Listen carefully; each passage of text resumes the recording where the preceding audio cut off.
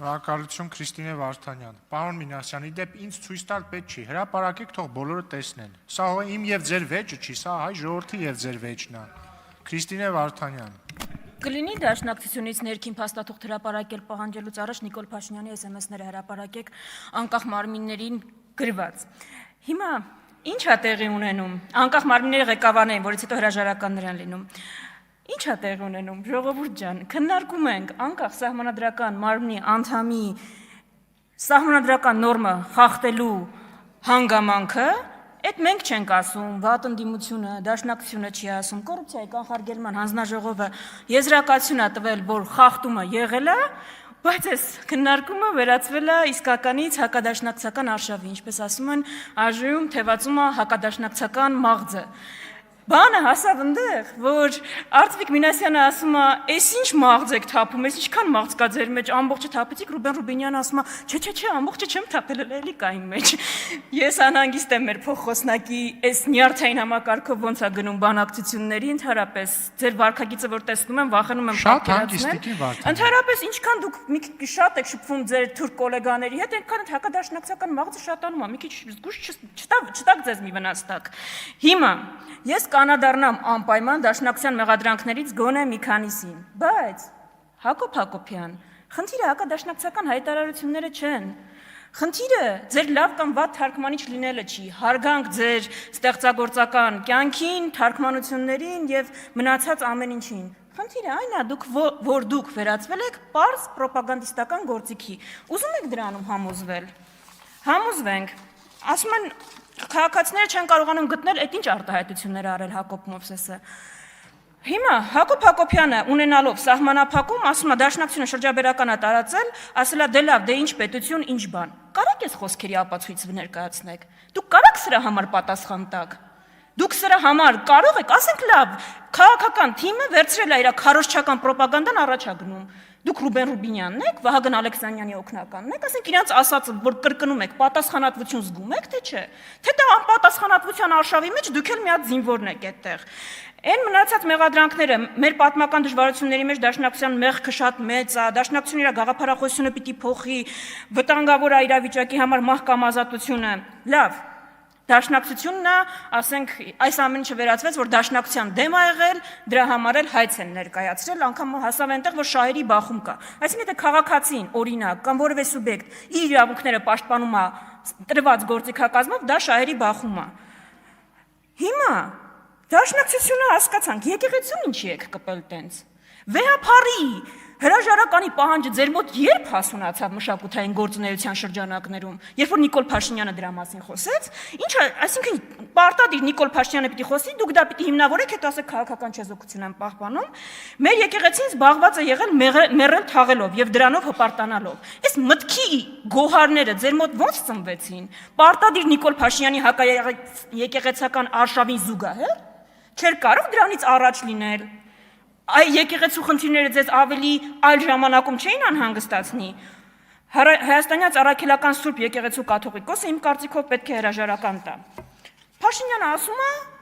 անկախ սահմանադրական մարմնի անդամը կրկնում է։ Չէ, քարոզչական թեզերի սպասարկում չկա։ Ձեզ բանավեճի են հրավիրում, որպես կողմ ՀՄԵԿ-ի եթերում իշխանական թեզերը պաշտպանելու։ Հիմա ստը խախտվել է դրույթը չեզոքության, թե չի խախտվել։ Ու որ մեր քաղաքացիների համար պարզ լինի, մենք ստեղ ինչ ենք վիճարկում։ Սիրելի քաղաքացիներ, ես վստահ եմ, որ դուք մի դետալ բաց եք թողել։ Դուք բաց եք թողել, որ այս ամենի համար Հակոբ Մովսեսը 4 տարի ես հաշվեցի, շուրջ 30 միլիոն դրամ եք ստացել պետությունից։ Այսինքն մեր քաղաքացին գիտի, որ ինքը Հակոբ Մովսեսը իր հարկերից այս գործունեությունն է ծավալում։ Համաձայն է դրա հետ։ Համաձայն է։ Դրա համար եք դուք ընտրվել։ Գնացեք ՔՊՑ-անք, աշխատավարձը նույնն է։ Ազատորեն առանց որևէ սահմանափակման այդ գործունեությունը ծավալեք, այդ է խնդիրը։ Խնդիրն է, որ դուք սահմանադրական նորմ եք խախտել։ Արման Եղոյանը ասում է, դուք որ իշխանություն լինեիք, Հակոբ Մովսեսը նման արտահայտություններ աներ, դուք իրան դրա համար այս նույն սխեման գործարկեր, պարոն Եղոյան, մենք որ իշխանություն լինեինք, Հակոբ Մովսեսը նման արտահայտություններ չէր անի, ես ձեզ վստահեցնում եմ։ Հիմա այս ամենի ու Ասում է նախկինում սենց վատ բաներ կային, ես քննարկումը վկայում է ժողովրդավարության մասին, ինստիտուտների կայացման, դուք ասում օրինակ տեսել եք, որ մենք կանչենք, որովհետև հակաքպեական հայտարարություն են արել, այսպիսի քննարկում կազմակերպենք։ Չէ, դուք ալարում եք երևի կազմակերպեք, SMS եք գրում։ Ձեր ժողովրդավարության, ձեր ներսում ժողովրդավարության մակարդակի վկայությունը Հովիկ Աղազարյանը եւ Հակոբ Ասլանյանն են, հասկանում եք, որոնք հանդգնել են ինչ որ անհամաձայնություն արտահայտել։ Հիմա Պարոն Հակոբ Հակոբյան, դուք եք դաշնակցությունից հեռացրել։ Ձեր, պարոն Հակոբ Հակոբյան, գիտեք, դուք թաքնվում եք մտավորականի, գրողի, այսպես բանի տակ, կերպարի տակ, ձեզ քննադատում ենք, ասում եք սահմանադրական նորմ եք խախտել, փաստում են, կոռուպցիայի կանխարգելման հանձնաժողովը ասում է, գիտեք ինչ լավ գրող է, ո՞նց եք համարձակվում քննադատել, ինչ լավ թարգմանիչ է։ Հանձնաժողովի նախագահ են ընտրում, ասում են կոմպետենտ չի, հարցերին չի կարողանում պատասխանել, ասում է գիտեք քանի անքուր գիշեր եմ անցկացրել։ Հիմա ձեր նույն ձեր պատասխաններն են։ Ինչ կապ ունի։ Կներեք, ինչ կապ ունի։ Օրինակ ձեզ մեր հասարակությանը մտահոգող այլ հարցեր չկան, որ դուք անդրադառնայիք, բացի Նիկոլ Փաշինյանի թեզերից։ 2-3 բան հուշեմ, որ օրինակ իմ կարծիքով գրողի ու մտավորականի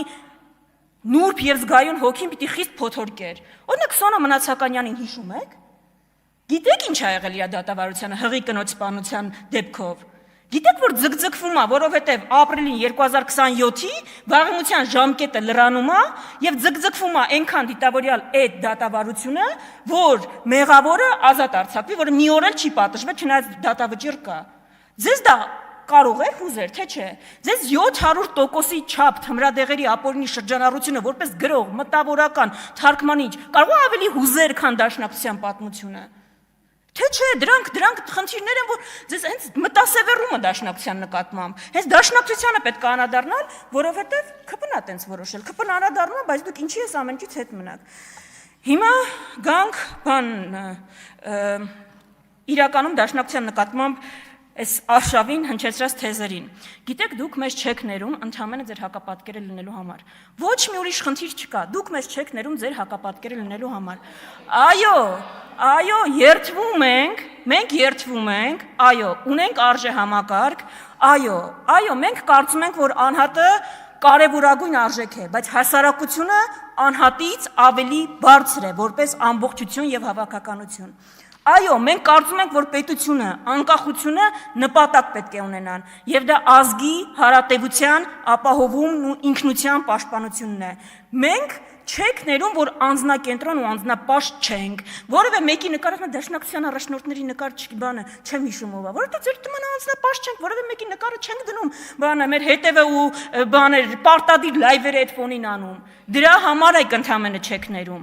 Ասում է ինքնահայեցողություն դուք չունեք։ Ռուբեն Ռուբինյանը ամեն անգամ նենց ասենց բանը երեսով տալիս երիտուրքերի այդ համագործակցությունը, ոնց որ նախ դա ձեր համար խնդիր է, իրականում ինչ գաղափարական դուք հարց ունեք տեղ, բայց համար երեսպաշտությունն է խնդիր։ Այո, ժողովուրդ, այո եղել է այդ համագործակցությունը։ Ու հիմա ինչ ասում ենք, այդ ինքնահայեցողության հետևանքով ենք ասում, որ դա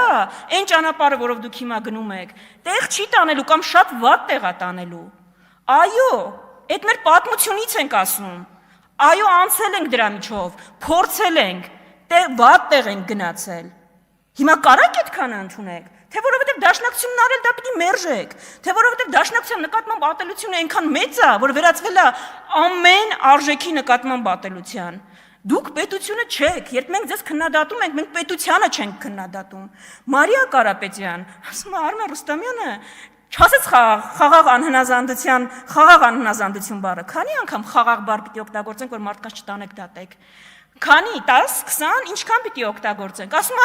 զորաշարժ բառն է օգտագործել, դա նշանակում է, որ ուզում են մոտ գործեր անել։ Այդ այնց էլ կարվում են ձեր քրեական գործերը։ Դրա համար մեր գործընկերները հիմա մեր կողքը նստելու փոխարեն տարբեր աստիճանի կալանքների տակ են։ Այդ զորաշարժից համահայկական ինչի եք տենց վախենում։ Դա ուժերի մոբիլիզացիան է։ Համահայկական զորաշարժի մեջ ամեն հայ իրան պիտի տեսնի։ Դուք այդ զորաշարժից դուրս եք։ 2020 թվականին համահայկական զորաշարժ է եղել։ Ինչն է ձեզ այդտենց վախեցնում։ Դուք պաթոսի մասին շատ խոսեցիք, ավարտեմ այդ պաթոսին անդրադառնալով, ավելի պաթետիկ ու չնայած պաթոսի մեջ դա զգայականությունն է, որ նորմալ է, որ կարևոր հարցերին զգացմունքով կարող ես մոտենալ, բայց ավելի պաթետիկ ու իրացիոնալ բան, քան իրական Հայաստանի կենացային բանն է, տեքստն է, ես չեմ տեսել։